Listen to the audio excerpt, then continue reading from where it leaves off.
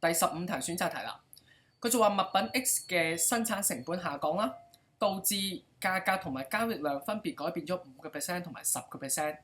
下列哪一項咧最能夠解釋到上面嘅變化啦？咁我哋首先睇下發生咩事啦。生產成本下降，咁會令到供應上升啦。供應上升就會令到價格下降啦。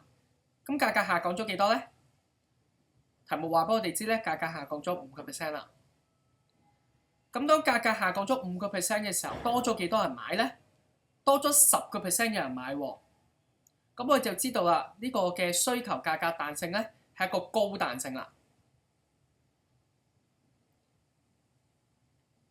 咁 A、B、C、D 一眼睇落去 ，B 呢一點一定係唔啱啦，因為價格高彈性咧，即係代表咧有好多嘅替代品啦。咁但係波呢點咧，佢就話物品 X 咧冇替代品，咁所以就唔啱嘅。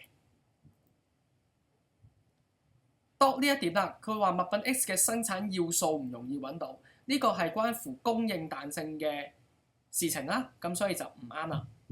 咁 C 呢一點都係唔啱嘅。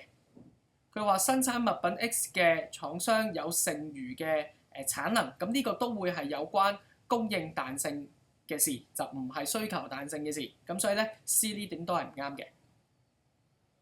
咁 A 呢一點咧就啱嘅，因為耐用品嘅需求價格彈性咧係會較高嘅。耐用品即係嗰件物品咧可以用得嘅時間係長啲嘅，可以用5年、用10年。咁你個價格上升，我可以唔買住嘅。我可以再等多啲時間先至再買，咁都得嘅。咁所以咧，耐用品嘅需求價格嘅彈性咧係會較高嘅。